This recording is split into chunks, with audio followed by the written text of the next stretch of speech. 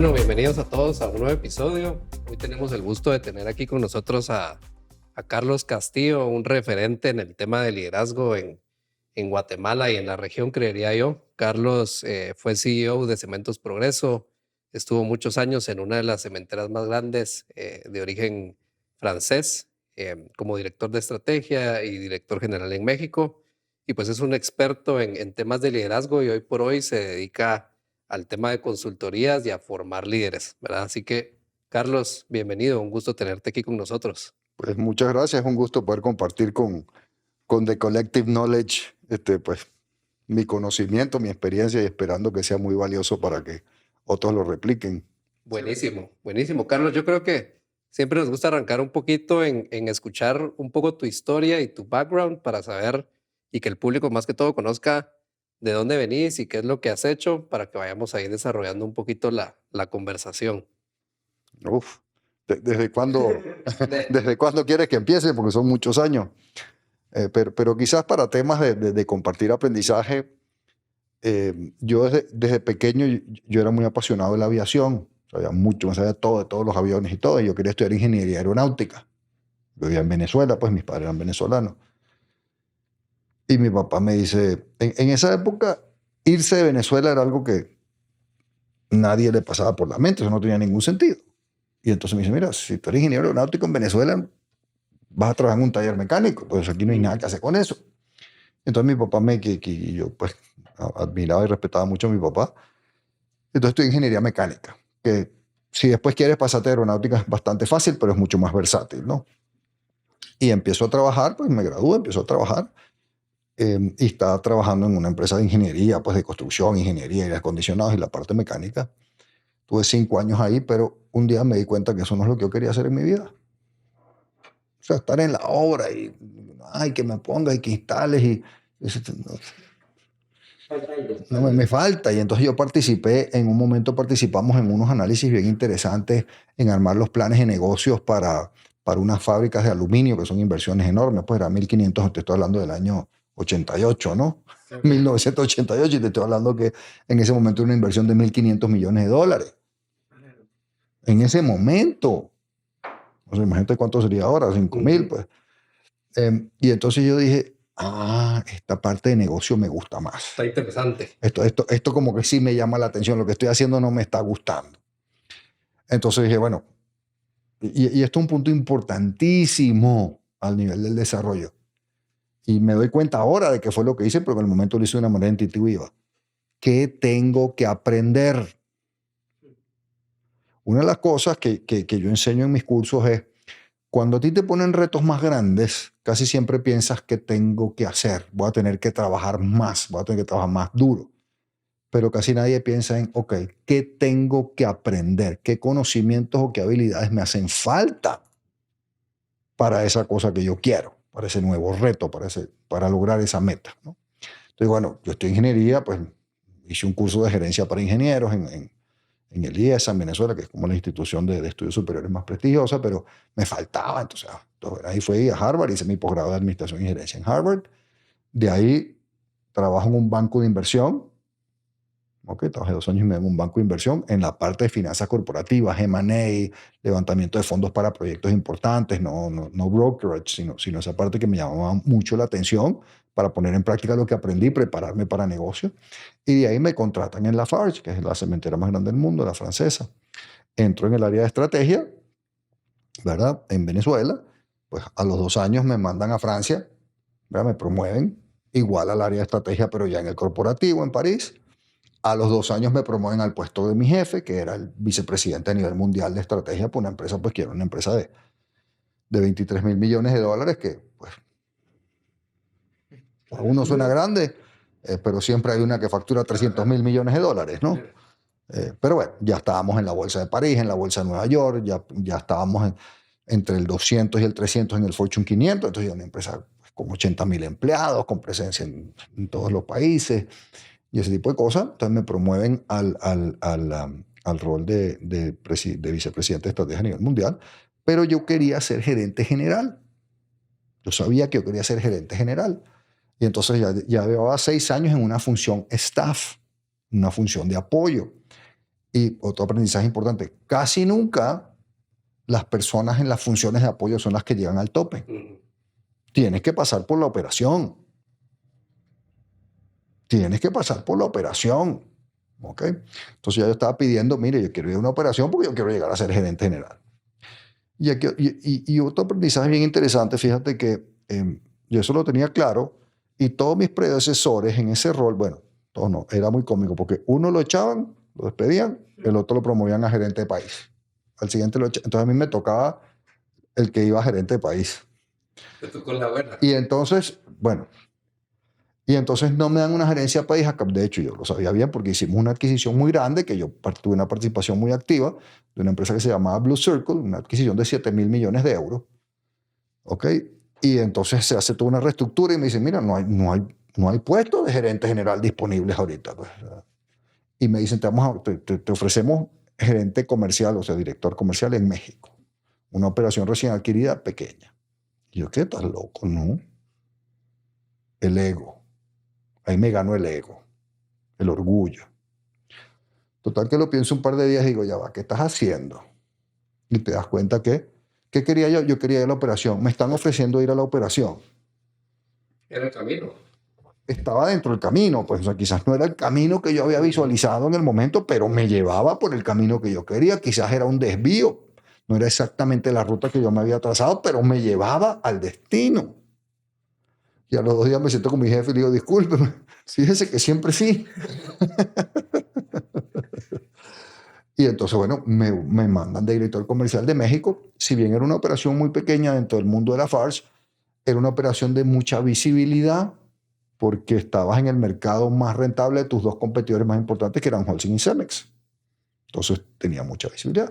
Hago buen trabajo y a los 2 años me promueven a ser en México se llama director general, el gerente general. Entonces, llegué a lo que quería, pero tuve que tragarme el ego. O sea, primero tener conciencia de que dije una tontería porque me dejé llevar por el ego. ¿Ok? Y por el orgullo. Y afortunadamente pude echar para atrás y mi jefe me lo aceptó. Okay. Y a mí me gustaría regresar, digamos, durante toda esta trayectoria, escuché 3 puntos que creo que vale la pena repetir. El primero es, me promovieron. Qué increíble que en una cantidad de años relativamente corta pasaste durante varios puestos importantes. Y en ese primer punto me gustaría preguntarte, a ver, ¿cuál es el secret sauce, verdad? Pero tal vez no hay un secret sauce, sino esas oportunidades regresan a lo que nos decías al principio. Cuando yo quiero algo, tengo que pensar en qué voy a aprender para llegar a ese algo. ¿Y cómo se logra eso, Carlos? ¿Cómo se logra estar listo para cada 2 años asumir una responsabilidad, tener impacto en esa responsabilidad que estoy asumiendo? ¿Y cómo nos podrías contar un poquito más de eso, por favor? Y creo que va de la mano saber cómo se manejan esas expectativas, ¿verdad? Porque al final es importante que, como tú decías, tenés una expectativa de algo y te haga algo totalmente diferente, pero hay que saber cómo tomarlo para seguir construyendo, pues. Entonces empecemos con la tuya, José, y después vamos con Esteban porque el orden es así. Sí, esa es mi expectativa. Yo sabía que yo quería llegar a gerente general. Y ya sabes, y empiezas a trabajar para llegar. No estás todo el tiempo viendo la meta, sino viendo qué tengo que hacer. ¿Qué tengo que hacer para que me promuevan? Eso es muy simple. Entrega buenos resultados. Para empezar. Entrega muy buenos resultados. Haz muy bien tu trabajo. Y lo otro que yo lo enseño en mis cursos es, empieza a resolver problemas que son más grandes que tu puesto. Cuando tú solo te enfocas en hacer bien tu puesto, ahí te quedas. Lo que te va a dar, y yo lo enseño mucho en mis cursos, la promoción es realmente empezar a resolver problemas un poco más grandes, un poquito en el siguiente nivel. Eso es lo que cuando te dicen que tienes que ser más estratégico. Empieza a ser un poquito más estratégico de lo que tu puesto está llamado a hacer y empieza a resolver problemas más grandes. Para darte una idea, en el tema de estrategia, cuando yo estaba en Francia, rehice la metodología de estrategia por completo. ¿Por qué? Porque cuando yo llego veo que la metodología de estrategia que se ha hecho pues, de toda la vida que la gente se acuerda ahí, aunque es una empresa en ese momento tenía 180 años, una empresa muy, muy antigua, eran los números. El clásico error de la gente en estrategia. No, yo tengo estrategia, enséñamela. Y me enseñan un Excel con números. Eso no es una estrategia. Eso son proyecciones financieras que tienen su lugar en otra parte, pero no son estrategia. Entonces me senté, fui a hablar con todos los gerentes. Mira, ¿cuál es la estrategia? ¿Cómo se gana dinero en este negocio? Explícamelo. Y lo convertí en un método de estrategia. Y ya las unidades no me tenían que hacer más números, me tenían que hablar de estrategia. ¿Ok? Entonces empecé a resolver problemas de verdad. Y lo otro, y esto es importantísimo para los que estén en corporativos, los corporativos es bien difícil, y yo sé que tú también lo sufres. A veces creen que ellos son los jefes del negocio. Los corporativos son un apoyo para las unidades de negocio. Su propósito, sí, también te cuentan las costillas, sí, también te auditan, sí, también buscan que tú hagas las cosas como se supone que se tienen que hacer. Pero eso es secundario a pensar siempre en que la unidad es tu cliente y tú le tienes que hacer más fácil la vida. Entonces, cuando yo les dije a las unidades, mira, aquí no estamos hablando de estrategia, sino de números, no vamos a ver más números, no se estresen a pasar otra vez 3 meses al año haciendo números como locos hasta asegurar que el cuarto decimal te cuadra. Aquí se gana dinero de 4 maneras, estas son, dime qué vas a hacer en cada uno de esos temas en tu mercado. Eso es todo lo que necesito saber. Y además te tengo una capacitación de 2 días enteros en París, en la sede, para que tu gente de estrategia esté bien capacitada y te pueda hacer eso bien. Entonces empiezas a resolver problemas. Y empieza, en este caso, en el corporativo, a ser un corporativo que no está todo el día exigiendo, mándame el reporte, sino ayudando a tus unidades de negocio. ¿Ok? Entonces, eso es lo que te diría. Y lo otro es irse capacitando por el camino, estudiando, leyendo y de vez en cuando un cursito por aquí y por allá. ¿Ok? Entonces, eso también hice. ¿Sí? Entonces, ahí hice un programa de liderazgo en el INSEAD en Francia, que es como una de las instituciones más prestigiosas en Europa en general, a nivel de estudios superiores. Entonces también me capacité, la empresa también invertía mucho en su gente, todo ese tema, pero la respuesta, Esteban, es realmente, haz bien tu trabajo, ¿ok? Y resuelve problemas que son un poquito más grandes que el puesto. Tampoco te quieras brincar 5 puestos y querer resolver los problemas del CEO, sino temas que están un poquito más grandes que tu puesto. Y eso es lo que te da la promoción. Y me encanta porque de mi parte, o como lo estoy entendiendo y como me gustaría empezar a aplicarlo en mi vida, y creo que va muy enfocado a los jóvenes que estamos empezando en este mundo, yo lo podría resumir, y por favor, Carlos, me corregís, pero yo lo resumiría en da el 100% y tu mía extra sirviendo a los demás. Y así lo resumiría, sí. Y acuérdate, sí, yo sé que yo quiero llegar a ser gerente general, pero no estás todo el día, yo quiero ser gerente general, yo quiero ser gerente general, yo quiero ser gerente general, yo quiero ser gerente general. Sí, yo sé, pero ¿qué tengo que hacer para eso? Tengo que hacer bien mi trabajo acá. Claro. Y enfocarme ahorita en hacer bien mi trabajo acá y no estar todo el tiempo viendo esa meta. La tengo, sí está, pero como que no estoy todo, que este tipo sí friega todo el día que él quiere ser gerente general. Hay que hacerla poco a poco. Y mira, Carlos, a mí también me pareció bastante interesante cuando comentaste lo de Leo, que eso era en tu caso, ¿verdad? Pero me recordó que pues no solo en corporativos, sino que en otros ambientes también, en equipos de trabajo, está el tema de que pues tenés que convivir con gente, la gente hace las empresas, ¿verdad? Entonces tal vez sería interesante si nos pudieras contar un poquito, digamos, si en algún momento tuviste, por ejemplo, una oposición o el ego de tu jefe en algún momento fue un freno. ¿Cómo juega eso en más que en un corporativo, en un equipo de trabajo? Mira, el ego al final es la habilidad de la inteligencia emocional. Al final es eso. La habilidad como tal se llama inteligencia emocional y es una habilidad que quiere decir que se puede mejorar o se puede empeorar. Si la trabajas, la haces mejor; si la descuidas, se empeora. Y Daniel Goleman, que es el mayor gurú del tema de inteligencia emocional a nivel mundial, dice que según sus estudios el 80% del éxito en la vida viene de la inteligencia emocional. Todo lo demás, tus estudios, tu coeficiente intelectual, raza, género, preferencia sexual, religión, color de piel, chiquito, grande, gordo, feo, flaco, todo eso es apenas el 20%. Y nadie le dedica tiempo a eso. Entonces eso es el ego. Entonces eso es un tema que hay que trabajar, porque también tú puedes ser un genio en tu trabajo, pero si tienes malas relaciones, no funciona. No te van a promover si tú tienes malas relaciones con la gente.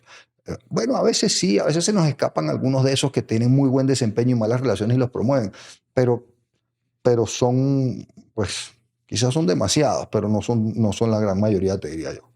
Ok, de repente alguien que no es tan inteligente y no es tan pilas y de repente lo promueven porque tiene muy buenas relaciones. Entonces, es un tema que hay que trabajar. Yo trabajé, pues yo estudié. Y el peor jefe que yo he tenido fue un horror. ¿Por qué? Porque era un tema de ego. Él constantemente tenía que demostrarme que él manda o que él mandaba, lo cual no había debate. Ya se sabía. No se sabía. El accionista mayoritario de la empresa. No había ningún debate, pero entonces yo tenía una reunión. Yo los lunes los martes tenía la reunión de rendición de cuentas con mi equipo y entonces el martes quería que yo estuviera con él. Pero señor, pero usted sabe que ese día tenemos la rendición de cuentas en toda la organización. Está sí, pero es que yo necesito. Y era un juego de ego de demostrar que él era el que mandaba. Y de nuevo, no había debate, no había ninguna duda de eso. Entonces eso es muy, muy, muy fregado y muy desagradable trabajar con alguien así. Sí, y yo creo que al final todas estas experiencias que tuviste en el corporativo y en esta empresa, al final te forman, pues, ¿verdad? Estas experiencias te forman. Y yo creo que ahí va la siguiente pregunta, que es, ¿cómo después de llegar a esa posición que tú querías, cómo después tomas la decisión de decir, bueno, me voy a una empresa en Guatemala, que posiblemente es una de las más grandes del país, pero comparable con la empresa en la que estabas, es mucha la diferencia, ¿verdad? ¿Cómo tomaste esa decisión para venirte a esta empresa y decir, bueno, asumo ese reto y vamos a ver qué nos encontramos, pues? Bueno, mira, yo estaba muy contento en Lafarge. O sea, Lafarge es una empresa muy buena. No es perfecta como ninguna. No hay ninguna empresa perfecta. Todas tienen sus cosas buenas. Hay muchas que tienen muchas cosas buenas y algunas malas. Esto es una de esas. Es una empresa muy buena. Entonces, yo estaba muy contento, pero me llaman. Y bueno, evaluemos la oportunidad. Pues yo no estoy buscando nada. Yo estoy tranquilo aquí.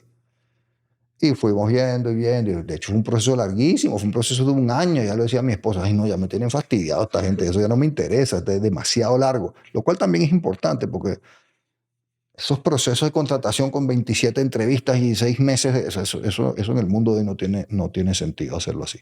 Pero bueno, paso mi proceso y voy indagando. Y oye, era súper interesante. Mira, yo estaba manejando una empresa de 400 personas con $80 millones de facturación, que ya es una empresona. Sí.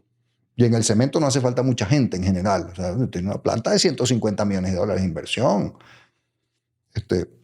Pero cuando me hablan de cemento, por eso me están hablando de una empresa de $500 millones con 3.500 empleados. Entonces, entonces esto me daba dos cosas. Uno, me daba un brinco muy grande me aceleraba muchísimo mi carrera. Porque para yo llegar a manejar una empresa de $500 millones en Lafarge me iba a tomar 8 años más. ¿Sí? O sea, me iban a mandar hasta una 80, me iban a mandar a una de 250 y a los 3 años me iban a mandar una de 500. Entonces, eso hace que pues lo de cemento por eso fuera muy atractivo y además a mí me gusta arreglar las cosas y trabajar y mejorar. Y como escuchaste, un amigo me dice, pero tú estás loco, ¿cómo te vas a ir de la empresa cementera más grande del mundo, una empresa familiar donde seguro hay que hacer muchas cosas? Pues precisamente ese es el atractivo. Creo que hay un punto muy interesante porque todo el mundo siempre dice y siempre existe este pensamiento de que no hay atajos para lograr el éxito. Pero yo creo que acá tenemos un ejemplo tangible, no un atajo, sino una ruta más óptima que se supo aprovechar. ¿Qué nos dirías al respecto, Carlos? Pues, lo que pasa es que cuando hablamos de atajos, casi siempre estamos hablando de no hacer el esfuerzo y de no hacer el trabajo. ¿Ok? Entonces, sí, quizás lo que tú dices me gusta más la expresión, es una ruta optimizada. Pero el esfuerzo de hacer bien mi trabajo en el puesto donde estaba, o sea, nosotros, pues en Lafarge México, nosotros cuadruplicamos la venta y quintuplicamos la utilidad en 4 años, eliminamos la accidentalidad, mejoramos el clima laboral. O sea, mira, eso fue, yo me vine a Guatemala en el 2008, me llamó, me escribe una persona que no tengo registrado por WhatsApp y yo, oye, mira, no te tengo registrado, ¿quién eres? Alguien que te recuerda como el que humanizó el negocio del cemento en México. Un cliente importantísimo. O sea, estoy hablando 15 años después. Que alguien te recuerde así es porque hiciste un buen trabajo, ¿no? Un gran impacto. Y tuviste mucho impacto en la gente. Y yo creo que ahí justamente viene uno de los temas principales, que es ese impacto, creería yo, y por lo que te conozco, lo lograste a través de no solo resultados, sino un liderazgo efectivo, ¿verdad? Entonces, ¿cuáles crees tú que fueron las claves para número uno, hacer esa transformación en México y luego venir a hacer esa transformación en Guatemala? ¿Y qué te encontraste y cómo lo transformaste? Uy, esa pregunta sí está, esa está, porque es muy amplia, ¿ok? Pero te voy a decir algunas cositas. Quizás la primera es que un líder quiere lo mejor para la gente. Y eso quizás, claro, tiene que entregar resultados. Yo no estoy diciendo que la gente está antes que los resultados, ni que los resultados están antes que la gente, porque ese no es así. Pero es ese tema de realmente querer que la gente crezca, mejora, que sea mejor. Y claro, eso es lo que te va a traer los resultados. Y cuando tú demuestras eso, la gente, pues, por lo menos te aprecia y te respeta muchísimo. Y un día, y este me acuerdo porque él era muy cómico, muy divertido, era de esas personas que están en un nivel jerárquico medio bajo, pero que es muy influyente, que es líder de opinión en la empresa. Y él se fue el que me dijo, es que yo entendí, lo que pasa es que usted es un líder muy exigente, pero cercano con la gente. Y entonces eso creo que es uno de los puntos claves para responder tu pregunta. O sea, es esa preocupación porque la gente, a todo el que tú toques, influyas, salga mejor. Mira, ahí interesantísimo lo que te dijo esa persona, pues, porque creo que no todos se sienten al final cómodos yendo con alguien de alto rango, por así decirlo, y expresándole ese tipo de cosas, ¿verdad? Entonces eso creo que demuestra también tu capacidad de lo que te decía tu cliente, o sea, ser humano, que la gente pueda llegar con vos y ser así de abierta, porque sabe que vos nunca lo vas a tomar a mal, siempre lo vas a tomar a bien, y lo que ellos te digan, si es aplicable, lo vas a aplicar, ¿verdad? Buenísimo punto. Ese trato, ya estás en el piso 20, ya tienes guardaespaldas, te llevan en helicóptero, ¿sabes? O sea, y la gente se le suben los humos, ¿verdad? Se le sube el ego.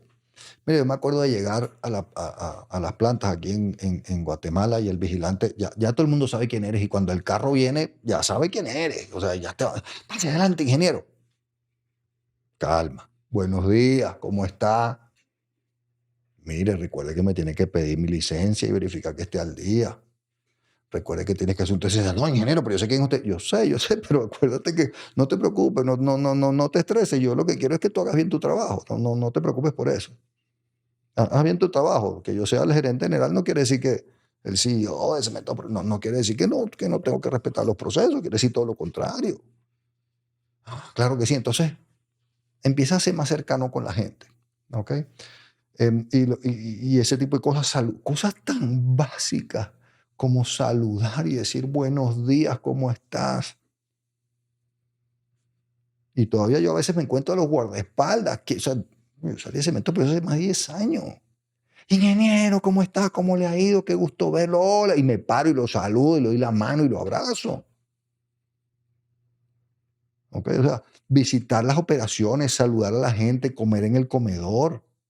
Yo llegaba al comedor, igual en México, pues pusimos de las cosas que siempre arreglé fue las condiciones de trabajo. Oye, que la gente tenga condiciones de trabajo dignas, los baños, los comedores, que sean cosas donde cualquiera puede ir sin qué asco comer en este comedor. Y entonces pues, comía con mi bandeja y llegaba a la fila de la cafetería, comía, ingeniero, yo le sirvo. Mira, primero no me digas ingeniero, dime Carlos porque ese es mi nombre. Yo estoy en ingeniería mecánica, pero eso es otro problema. Yo le sirvo, ¿y por qué me vas a servir? ¿Acaso que yo no me puedo servir solo? Yo le guardo una mesita y entonces voy a comer yo solito en una mesa. No, vale, déjame tranquilo. O sea, ese tema de ser un poquito más cercano, más humilde, más llano. Y algunas de las empresas, pues, bueno, la empresa donde tú trabajas, pues, los dueños han sido siempre así. Totalmente. Gente muy cercana con la gente. ¿Sabes? Bueno, Luis Miguel Castillo, que en paz descanse, es un tipo que todo salía a hacer, y Carlos Enrique Mata todavía son, bueno, obviamente Luis Miguel no, que salen a hacer recorrido de mercado y se suben con un comercial y van y se bajan en la tienda y hablan y saludan ¿sí? Y son multimillonarios y han creado una empresa increíble. Entonces yo creo que eso es fundamental en un líder, que no se te vayan los humos, que sí ganas más, tienes más oficina, te llevan en el helicóptero, en el jet, pero igual cuando estás con la gente, que no se te suban los humos. Excelente consejo. En un libro de liderazgo, yo me recuerdo haber leído esta pequeña historia que hablaba de cómo un gerente en una planta de bombillas, linternas, ¿verdad? Le pregunta a dos conserjes, ¿cuál es su trabajo? La respuesta de uno de los conserjes es, yo limpio el piso de la planta. Y la del segundo conserje es, yo vendo las mejores bombillas. Entonces creo que va muy alineado con lo que nos estás contando y definitivamente creo que nos acaban de dar una clave para el éxito como líder, pero antes el éxito como persona. Sí. Y acabas de tocar otro punto ya que es el siguiente nivel, que ya es que hace un líder. Tú acabas de hablar con ese ejemplo de las bombillas y hay otra que a mí me gusta hasta más, es de tener claridad de propósito. Y ese es tu rol número uno como líder, que la gente entienda para qué estamos aquí. ¿Okay? La otra fábula, porque yo no sé si es una anécdota, creo que es una fábula, que decían que cuando un tipo llegaron a la NASA en los años 60, cuando eso estaba súper de moda y estaban poniendo el primer hombre en la luna y todo eso, y le preguntan a un barrendero, ¿y usted qué hace aquí? Y si yo estoy poniendo un hombre en la luna.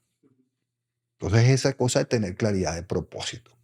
Y eso es una de las cosas, cuando uno da estrategia que se ha tergiversado y dañado muchísimo, entonces las misiones de las empresas son: queremos ser la mejor empresa de consultoría de Centroamérica del Caribe, satisfaciendo a nuestros clientes con un buen cliente. Y no dicen nada. Eso no es un propósito, ni una misión, pues que es al final lo mismo. El mío es que entregues resultados excepcionales en tu organización. Eso te habla a ti. Ese es el beneficio para ti de trabajar conmigo, de lo que yo te vendo. Pero yo no estoy hablando de lo que yo quiero para mí, yo estoy hablando de lo que yo quiero para ti. ¿Okay? Yo hice, por ejemplo, un plan estratégico recientemente de un molino de harina. Su propósito es que sientas el placer de compartir y degustar un buen pan. Mucho más tangible, así como creo que el de Disney es literal hacer a la gente feliz. Sí. Es algo tan simple, pues, pero ¿quién no quiere ser feliz? A mí lo que me pasa con el de Disney, claro, para que Disney con el tamaño y con lo que hace lo puede decir, pero a mí me gusta que sea un poquito más aterrizado. Pero entonces ese otro tema de esa claridad de propósito y darle claridad de propósito a las personas. Nosotros no estamos aquí para hacer refresco ni para hacer cemento, sino cuál es tu propósito final. O de que tengas la infraestructura que te permita vivir a gusto, no sé, un tema así. Sí, yo creo que justamente tener esas bases y ese plan estratégico claro es lo que te va a hacer llevar a la empresa a donde todos la queremos llevar, ¿verdad? Y partiendo de esa base, quizás nos puedas contar un poquito cómo fue esa llegada allá a Guatemala y cómo veniste y te encontraste algo y cómo lo transformaste en lo que se convirtió cuando saliste de ahí y que seguramente sigue siendo y sigue mejorando, pues. Eso fue muy divertido. Bueno, llegué, pues, o sea, Cemento era una muy buena empresa, no es que yo llegué era un desastre, no, era una muy buena empresa. Okay, lo que pasa es que, bueno, la llevamos al siguiente nivel también. Lo primero, encontré una empresa con más de 120 accidentes al año. Un tema terrible, porque un líder se preocupa por la gente. La accidentalidad, el tema de la salud y seguridad ocupacional no es un tema de la ley, del reglamento, ni de la multa, es un tema de que cómo voy a tolerar, cómo voy a aceptar yo y cómo me voy a sentir cuando una persona que está trabajando bajo mi comando, bajo mi responsabilidad, se lesiona, Dios, y inclusive se muere. Eso a un líder le tiene que doler enormemente en el corazón. Porque un líder se preocupa genuinamente por el bienestar, porque la gente esté bien, porque el que tú toques, entres en contacto con una persona que sale mejor de eso. Entonces, ese es un tema serio. Después pregunto por la estrategia. Sí, la hicimos con un consultor. Sorpresa. Ay, se la presentaron a la junta directiva, pero no sabemos qué pasó. Y tú todavía hoy ves gente que cree que la estrategia es confidencial. Todavía hoy hay gente que cree. Entonces yo me siento con un cliente y le enseño la estrategia a otra empresa y, pero ¿por qué tú enseñas la estrategia a otra empresa? Pero es que si la estrategia la tiene que conocer todo el mundo. Eso es una ignorancia muy grande. La estrategia la tiene que conocer todo el mundo. Entonces no teníamos una estrategia. O sea, no es que no tenían, es que se hizo 8 cartapacios negros, ¿verdad? De 10 pulgadas cada uno y está escondido allá en donde está la junta directiva. Entonces no te sirve de nada esa estrategia. La estrategia la tiene que conocer todo el mundo. Quizás los detalles tácticos operativos del momento no. O sea, cuando tú estás viendo de comprar esta marca, ese momento es confidencial. Pero una vez que la compraste ya no es confidencial. Y que tú estás comprando marcas y que tú te vas a desarrollar, una parte de tu desarrollo es con crecimiento inorgánico a través de adquisiciones, lo tiene que saber todo el mundo. Eso no puede ser secreto. Entonces, eso fue un tema. Y otro tema muy bonito, que afortunadamente yo llegando, ellos habían hecho la primera encuesta de Great Place to Work. No tiene nada que ver conmigo. Yo la estoy recibiendo, igual que los demás, yo estoy llegando y lo estamos recibiendo y salimos muy mal. Muy mal calificado. Entonces, ¿qué hice? Pues, y yo siempre le digo a la gente, hay el libro de First 90 Days o los First 100 Days y todo ese rollo. Yo le digo, mira, brother, en el mundo de hoy, tú tienes 30 días para hacer tu diagnóstico. No le puedes tardar 90 días para hacer tu diagnóstico de la empresa. Tú sales, hablas con la gente, visitas las operaciones, te juntas con varios clientes, te juntan con varios proveedores, hablas con los directores, con los accionistas y te haces una idea, una buena idea de lo que está pasando. Si tú eres medio buen líder, 30 días y te sobran 15 para hacer tu primer diagnóstico. De ahí, lo primero que tienes que hacer, igual si a ti te promueven a un nuevo puesto, tienes que o elaborarlo o por lo menos actualizar el plan estratégico si es una empresa o un departamento grande, el plan táctico o el plan de trabajo si es una cosa más pequeña. Eso es lo primero que tú tienes que hacer. Lo primero que se espera de ti como líder, y volvemos a propósito, es que la gente esté clara de para dónde vamos. Invariablemente, cuando yo hago eso en las empresas y lanzamos el plan estratégico, que yo hago mucha consultoría de plan estratégico, los empleados lo primero que dicen es, estoy feliz. ¿Por qué? Porque ya sé para dónde vamos, ya tengo el norte claro, ya sé para qué estamos aquí, ya entiendo. Es increíble, algo tan simple. Entonces, lo primero que tienes que hacer es esa estrategia y comunicarla ampliamente. Entonces, eso fue lo primero que hice. ¿Ok? Yo veo algo ahí que me gustaría profundizar. De un tercero, de un externo, al momento de llegar con la gente y decir, no tenemos claro el norte, definámoslo, trabajémoslo juntos, hagámoslo. No quiero decir que es fácil, pero hay un rol en el que no se participa, ¿verdad? ¿Cuál sería un consejo o desde tu experiencia, Carlos, qué funciona para lograrlo estando adentro? ¿Verdad? Yo creo que es algo que sin duda has logrado por los saltos que tuviste, pero también siento que es una línea muy delgada, porque viene el nuevo, lo acaban de promover, quiere hacer un cambio importante. ¿Cómo se maneja eso? Ok. ¿Cómo lo hago yo? Primero yo escuché, yo pregunté, yo indagué, y después no es que yo me senté yo solito en una oficina a hacer la estrategia con un gerente de estrategia y después te la pegamos por el pecho. Yo con todo mi equipo gerencial, y en este caso como yo era experto en estrategia porque venía a ser director de estrategia de la empresa cementera más grande del mundo, y ahora vamos a tocar eso y el uso del consultor ahí, fui yo mismo el que facilitó la elaboración de la estrategia, pero yo no impuse la estrategia. Entonces la gente se siente escuchada, involucrada, que su opinión cuenta, y de hecho así se hizo la estrategia. Entonces no fui yo que vine y dije, bueno, ya hice mi diagnóstico, esto es lo que hay que hacer. Yo hice mi diagnóstico para yo poder participar en ese proceso con un cierto nivel de conocimiento y no solo en blanco. ¿Okay? Y entonces, lo que te iba a decir con eso del consultor, y ahora que yo soy consultor y no es solo por venderlo, es si tú te vas a operar la rodilla, ¿con quién vas? Con el experto que opera 10 rodillas al día, no con el que ha operado 2 en el año. Entonces, ¿y para qué necesito yo un consultor de estrategia? ¿Acaso que yo no sé? Tú no sabes porque tú haces una estrategia al año sin mucho, o 2. Yo hago 30. Entonces, hay que buscar gente experta que te apoye en ciertos temas. Y en la elaboración de la estrategia normalmente es uno. Ya hay organizaciones muy grandes que ya tienen un departamento de estrategia. Bueno, entonces apóyate en el departamento de estrategia que están todo el año haciendo estrategia en las diferentes unidades de tu grupo. Pero no lo quieras hacer solo porque eso es ego otra vez. Yo no necesito, yo lo hago solo. Yo me leo un libro y yo lo hago. Sí, te puedes leer un libro y operarte la rodilla. Pues dale. Sí, cabal. Entonces, Súper. hicimos una estrategia y la comunicamos ampliamente. Súper. Entonces, paso 1. Y a partir de eso, del plan de estrategia, Okay. a ejecutarlo. ¿Y cómo fue ese camino? Paso 2. Y ajá, ¿cuál fue ese paso 2?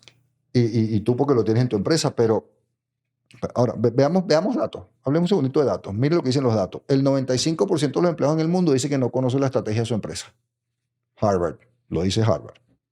Yo lo veo todos los días, es cierto. El 70% de las empresas con un plan estratégico formal y conocido entregan mejores resultados que sus competidores.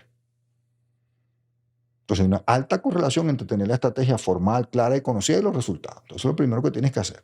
Segundo punto, como bien decía José, es ejecutar la estrategia. ¿Y qué nos dicen los datos? Hay dos estudios diferentes y dicen lo mismo, son muy cómicos. Bain & Company, la consultora, dice el 85% de las empresas en el mundo no logra ejecutar satisfactoriamente su estrategia por razones internas. No es el entorno, que el entorno obvio impacta. Y hay un señor que se llama Arnaud van der Maas, holandés, conocido en ciertos círculos, que hizo unos estudios y encontró exactamente lo mismo, el mismo número, 85%, y no tiene nada que ver uno con el otro. Entonces, ¿cómo se ejecuta satisfactoriamente? Con un método, un proceso estructurado de fijación de objetivos, indicadores, tableros, esquemas, reuniones, la reunión diaria, la semanal, la mensual, cada quien tiene el suyo, pero bien ordenado y bien disciplinado y se asegura que se hace bien. Entonces, llegan muchas empresas que no tienen un método. Pues tienen una reunión semanal donde cada quien dice lo que mejor le parece y pasan 5 horas ahí, pero no hay ningún método como el que tienes tú en tu RAP, donde tú tienes tus compromisos de la semana anterior, tus indicadores, tus compromisos de la semana que viene. O sea, entonces, lo segundo es tener un método que asegure la ejecución. Y aquí entra el liderazgo, que es un tema fundamental del líder. Y siempre lo digo y lo diré siempre. Dentro de la parte de ejecución, ya sabemos para dónde vamos. Y en la parte de ejecución hay un tema que diferencia y que es la esencia de lo que es ser un líder, que es reconoces el trabajo bien hecho. Nunca dejes pasar la oportunidad de reconocer un trabajo bien hecho. Cuando yo digo esto, los jefes de horror son los que dicen, yo no tengo que reconocer si para eso le pago. Pero no sé de nadie que llegue a su casa y diga, estoy molesto porque mi jefe me felicitó porque hice bien mi trabajo, si para eso me paga. ¿Ok? Entonces, reconocer el trabajo bien hecho.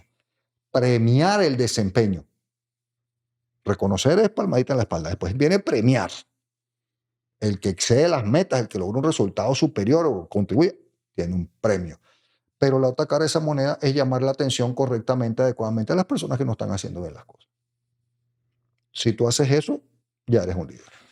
Y Carlos, ahí solo para, antes de pasar al paso 3, me llamó bastante la atención lo que decías acerca de las reuniones, pues que creo que algo que está muy de moda ahora es el micromanage, que la verdad no sé el término en español, pero básicamente es cuando, o sea, está un jefe innecesariamente encima de una persona y no lo deja trabajar. No sé, pues en tu experiencia en ese liderazgo, hasta qué, o sea, cuánto es lo necesario y después de esa línea, cuánto, o sea, definitivamente perjudica más que beneficia, ¿verdad? Mira, pocas cosas hacen más daño que el micromanagement. El micromanagement genera unos climas horribles, gente desmotivada, sin confianza en sí misma. El micromanagement es una cosa horrible. Eso es terrible. Entonces, una buena metodología de ejecución te ayuda a reducir el micromanagement. Entonces, mira, hay básicamente, hablemos de las reuniones claves que se pueden tener en una organización. La reunión diaria operativa, que se hace en las operaciones, o sea, en la bodega antes, todos los días, cuando hay turnos, en cambio de turno. Es una reunión en el piso, la reunión operativa diaria. Es una reunión que dura 20 minutos. Después hay que tener una reunión semanal bien hecha. La reunión semanal nunca puede durar más de 90 minutos. Y te pasan 5 horas en la reunión semanal. Entonces, porque está mal llevada. Una reunión mensual de resultados financieros. Y después, que lo vamos a ver en el paso 3, una reunión individual de desarrollo. Eso es lo que tú deberías tener. Y después reuniones específicas para resolver temas. Ahora, para que esto funcione, tú tienes que aprender a delegar. Y a todo el mundo le dicen, y yo he capacitado decenas de miles de personas en mis cursos, y siempre pregunto, ¿qué metodologías de delegación utilizas tú? Y todo el mundo se queda. Ninguna. Entonces no tienes método de delegación. Entonces, ¿cómo vas a delegar bien? Entonces, para reducir el micromanagement o eliminarlo, hay que tener un esquema de reuniones organizado y una delegación efectiva. Necesitas las dos cosas. Porque si no, todo es una reunión. Y ahorita la reunionitis cada día peor. Y otra cosa terrible son las reuniones impuestas sin consulta. Mañana a las 8, cancela todo. Eso es un jefe de horror típico, que está imponiéndole reuniones a la gente todo el día. Versus cuando tú tienes un esquema de ejecución con tus reuniones ordenadas y un esquema de delegación adecuado, no nos tenemos que estar reuniendo cada 5 minutos. Interesante, interesante. Buenísimo. Y yo creo que es bien valioso saber cómo hacerlo y también saber identificar cuando uno está haciendo esa mala gestión y buscar cómo mejorarlo, ¿verdad? Entonces, si querés, sigamos ahí con el paso 3, que es lo que nos tiene ahí emocionados. Ok, entonces ya tenemos claro hacia dónde vamos. Ahora, de una manera metódica, organizada, sistemática, estamos ejecutando eso que llamamos el plan estratégico. ¿Ok? Que recordemos que no son las proyecciones financieras. Claro. Ok. Ahora hay que desarrollar en las personas las habilidades y los conocimientos para ejecutar. Y eso es lo que peor se hace en las empresas a nivel mundial. Un estudio, también se publicó en Harvard Business Review, imagínate, entrevistaron a 3 millones de empleados, yo no sé cómo habrán hecho eso, de las empresas del Fortune 250, o sea, te estoy hablando de las 250 empresas más importantes del mundo. Y la conclusión fue que lo que peor hacen las empresas en el mundo es el desarrollo de las personas. A pesar de que se invierten centenas de billones, no sé si ya llega a los trillones de dólares, lo que se invierte en desarrollo y capacitación y no funciona. ¿Okay? Entonces, lo tercero es llevar ese proceso bien hecho. ¿Y qué se hace en las organizaciones? En las organizaciones se hace algo así. 2 veces al año se revisa un plan, que te leas 2 libros y hagas un curso. Entonces, ¿te leíste el libro? Sí, check. Y hasta ahí llegó la conversación. ¿Hiciste el curso? Sí, check. Perfecto, ya estás listo. Versus lo que yo enseño y lo que a mí me enseñó el mejor jefe, bueno, líder, pues jefe que yo he tenido, ¿verdad? Que es realmente un proceso mucho más metódico, sistemático y continuo. Yo recomiendo mínimo una vez al mes sentarte con cada uno de tus reportes directos y darle seguimiento a su aprendizaje, no a su desempeño. Su desempeño le estamos dando seguimiento en el punto 2, que es la parte de la ejecución de la estrategia. No, te estoy diciendo, tú tienes que aprender a delegar, Esteban. Ok. ¿Cómo vamos a aprender a delegar? Y asignarle actividades que vayan más allá de los 2 libros y un curso. Y no es que no sea bueno leer, claro que hay que leer muchísimo, hay que estudiar, hay que tomar cursos. Te estoy hablando de asignar actividades simples. Yo te voy a decir la que yo asigno. Te voy a decir 2 ejemplos para ver si y la audiencia pilla. Delegación efectiva. Ok, léete 2 libros y haz un curso. Sí, está bien. Yo en mi podcast, que también tengo mi podcast, tengo un episodio de delegación efectiva. Entonces yo le digo a la gente, escucha mi podcast, ahí se explica un método de delegación. Quiero que me traigas 3 ejemplos para dentro de 30 días de que hayas aplicado la metodología. Entonces estudiaste 20 minutos y lo resto es hacer en el trabajo. Toda otra habilidad que me sale mucho con... Yo soy coach también y coacheo a muchos ejecutivos. Escucha activa. Léete un libro de comunicación. ¿Okay? Yo le digo, mira, primero les enseño a preguntar. Una técnica se llama las preguntas poderosas. Y después le digo, vas a hacer lo siguiente. De ahora en adelante, en las reuniones donde tú seas el jefe o la persona de mayor jerarquía, vas a opinar siempre de último. Cuando haya que opinar sobre algo. Y antes de opinar tienes que haber hecho 3 preguntas poderosas. Pruébalo. Eso es todo lo que tienes que hacer. Es increíble el impacto. Entonces es un tema mucho más dinámico y donde tus actividades van variando mes a mes, no se mantiene. Y no es que todos los meses tienes que leer 3 libros. Es que te asigno actividades que son cosas muy simples que tú haces en tu día a día. Bueno, tú estuviste conmigo, José. O sea, haz referencia al plan estratégico cada vez que abras la boca. Haz eso por 30 días y vamos a ver qué pasa. Entonces te voy asignando esas actividades y dando ese feedback. Entonces los buenos jefes se enfocan en el desempeño. Claro, el desempeño es fundamental, esa es la parte de ejecución de la estrategia, pero los verdaderos líderes acompañan el desempeño con las habilidades y los conocimientos. Entonces ese es el tercer punto, desarrollar correctamente a la gente. Aprende a dar feedback. ¿Qué método de feedback utilizas tú? No tengo, yo no sé, yo le digo, entonces porque hoy lo publiqué, por cierto, en redes sociales. Es que la gente se enoja cuando le doy feedback, entonces porque lo estás haciendo mal. Porque cuando tú sabes dar feedback, las personas se sienten importantes, valoradas, motivadas, escuchadas, empoderadas. Con ganas de seguir aprendiendo. Claro. Pero cuando no, casi siempre es porque no sabes dar feedback. Y cuando pregunto qué método de feedback tienen, no, yo le digo así las cosas y ya. Y peligroso, pues, porque, o sea, al final ahí creo que si alguien no se siente querido, no se siente escuchado, no se siente apoyado, se va. Se va. Se va, se desmotiva y se va.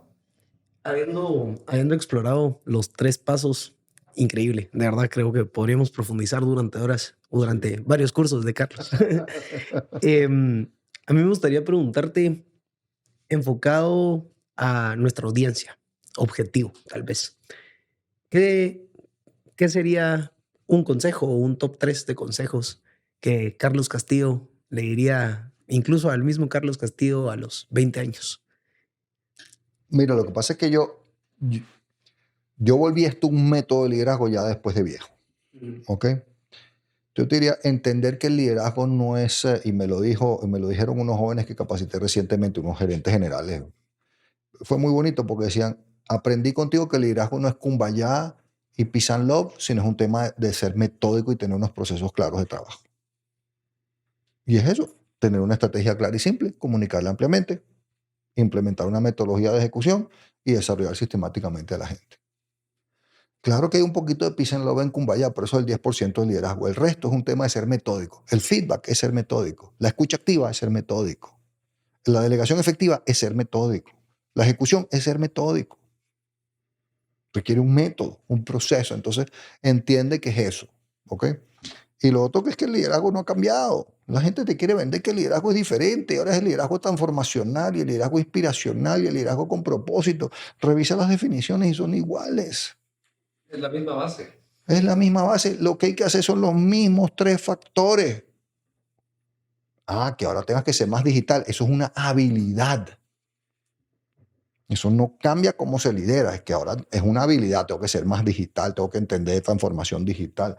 Tengo que entender de inteligencia artificial. Pero eso ya son habilidades y conocimientos que van en el punto 3, que es el desarrollo. Buenísimo, Carlos. Y yo la verdad es que admiro mucho de ti, que de lo que aprendiste en tantos años trabajando en empresas, luego dijiste, bueno, me voy a dedicar a formar gente y a formar buenos líderes. Y eso al final es algo admirable y creo que es algo que es justamente lo que intentamos hacer nosotros acá, ver cómo ayudar a las personas a convertirse en sus mejores versiones a través de conversaciones y métodos efectivos, pues, ¿verdad? Entonces, nada más que felicitarte por buscar hacer eso. Bueno, es una historia divertida también. Cuando yo me retiré del mundo corporativo, yo puse mi empresa de consultoría gerencial en estrategia, en ejecución, en desarrollo de gente y en gobierno corporativo y familiar. Esos son los 4 temas que yo hago en mi consultoría. Y mi esposa me dice un día, pero yo creo que tú deberías dar charlas motivacionales. Le digo, estás loca, que esto es no hay, o sea, es muy lindo y es muy agradable, pero las charlas motivacionales, y eso está estudiado también, a mí no me gusta hablar sin revisar las cosas, solo lo que yo creo, sino me gusta compararlo y busco estudios. Digo, las charlas motivacionales no sirven, no tienen impacto en los resultados. La gente no sale de una charla motivacional con herramientas para hacer mejor las cosas. Entonces sale motivado y todo, qué lindo, y cuando el cliente le grita y lo insulta, no tiene nada que hacer. Dice, nadie no va a perder mi tiempo en esa tontería. Pero tú sabes que yo siempre digo que macho que se respeta le hace caso a su mujer. Y entonces yo me siento a pensar, sí, ok, yo no quiero dar charlas motivacionales, pero pensemos en cómo enseñarle a la gente a liderar. Porque la gente siempre me decía, Carlos, es que liderar sí es difícil y tú lo haces tan bien. Y yo como, no es difícil. Y ahí fue donde yo me senté a desarrollar este método. ¿Ok? Tiene otros componentes a nivel del ser. Aquí hablamos más que todo del hacer, pero a nivel de tener un método de liderazgo. ¿Sí? Entonces eso es lo que me he dedicado a enseñar ahora, a liderar de una manera metódica y sistemática.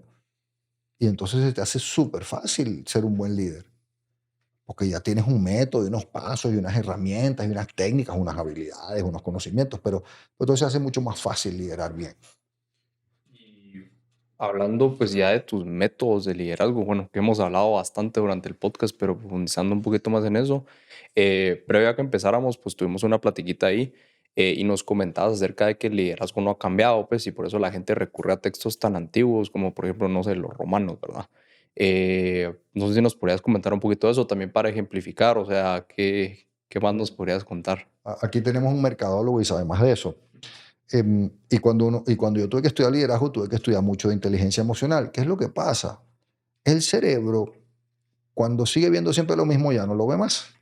Todos los mercadólogos nos tienen que, tú sabes, la medicina con Forte Plus. Ay, con Forte Plus, ¿cómo así? Explícame. Entonces eso te llama la atención del cerebro. Entonces yo siento que los mercadólogos tienen que ponerle nombres para que te llame la atención. Entonces el liderazgo con propósito, el liderazgo inspiracional, el liderazgo del otro día.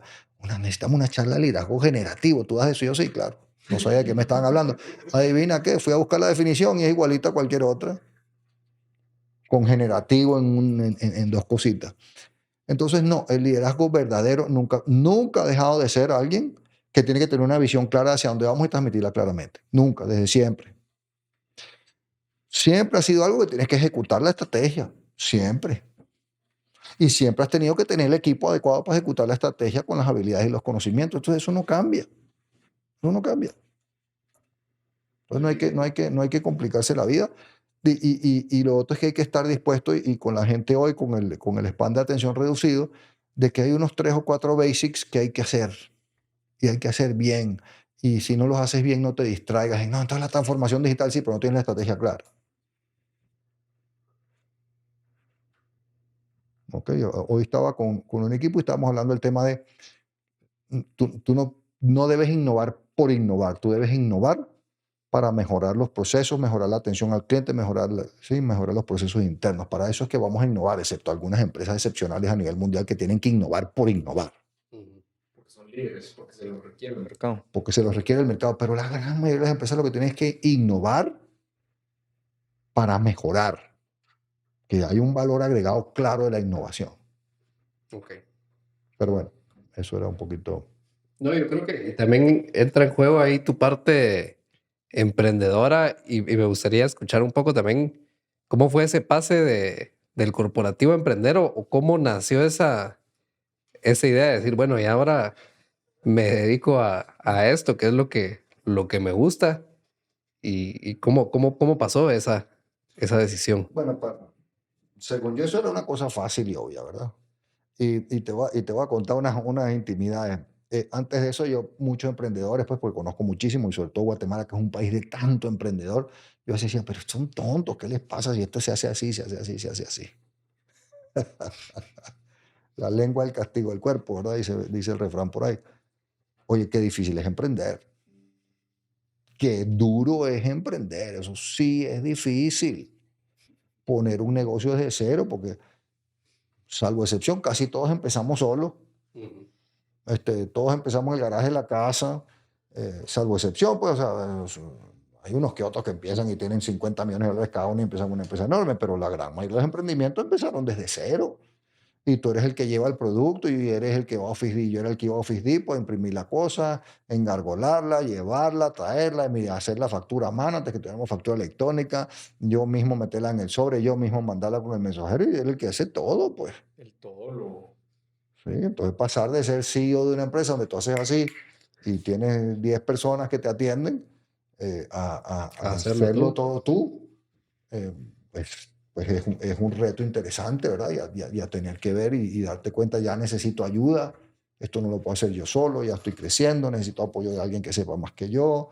Todas esas cositas fueron grandes retos de ir aprendiendo. Buenísimo, buenísimo. Y ahí, Carlos, yo creo que nada más agradecerte por el espacio, ¿verdad? Creo que ha sido una charla muy enriquecedora para nosotros y para el público, ¿verdad? Aprender acerca del liderazgo efectivo y los pasos que conlleva.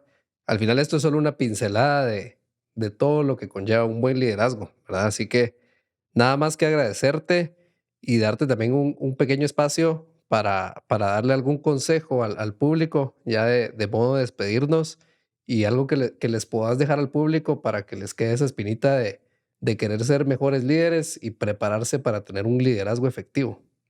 Mira, Y también dónde te pueden encontrar en redes sociales para También, que miren sí. tu contenido. Mira, yo te diría, y vamos a repetir, y esto es lo que hay gente, y más a los jóvenes le fastidia, pero es así, es básico. Asegúrate que tienes una estrategia clara y simple. Asegura que tienes un método para que ejecutes y que desarrollas a la gente. Y un último tip que no lo hablamos, sobre todo para los emprendedores. No pongas un centavo hasta que no hayas armado la gobernanza. Tu acuerdo de accionistas y tus procesos de toma de decisiones. No solo el acuerdo de accionistas, tus procesos de toma de decisiones. Veo demasiado emprendedor que termina peleándose, demandándose, lo que sea, porque se emocionaron y en la calentura, démosle, tú pones 50,000, yo pongo 50,000 y ahí vamos y después vemos. Y después vienen los problemas. Entonces hay que tener la gobernanza muy clara antes de poner un centavo. Y me encuentran, yo aparezco en todas las redes sociales como Carlos Castillo Leadership. Estoy en Instagram, en Facebook, en TikTok, en LinkedIn, en YouTube, en website, mi podcast está en Spotify, en Apple Podcast, en Google Podcast y en Deezer. Entonces, y ahí, si cualquiera me escribe, yo le respondo. Buenísimo. Bueno, si no le respondo, alguien de mi equipo le responde. Muchas veces respondo yo, muchas veces responde alguien de mi equipo, yo estoy muy pendiente de eso, porque una de las cosas que detesto es el ghosting. Súper. Es la gente que no responde. Buenísimo. Gracias, Carlos. Sí, yo un agradecimiento, creo que hay muchos aprendizajes, así que nuevamente mil gracias y un gran gusto. Esperamos que a toda la audiencia le haya gustado, le guste y lo disfrute y sobre todo lo aproveche, igual que nosotros. Nos vemos en el próximo episodio de CK Podcast. Pues, muchas gracias por la oportunidad de compartir con ustedes y con la audiencia y ojalá la audiencia les sea útil y lo ponga en práctica. Eso es lo importante.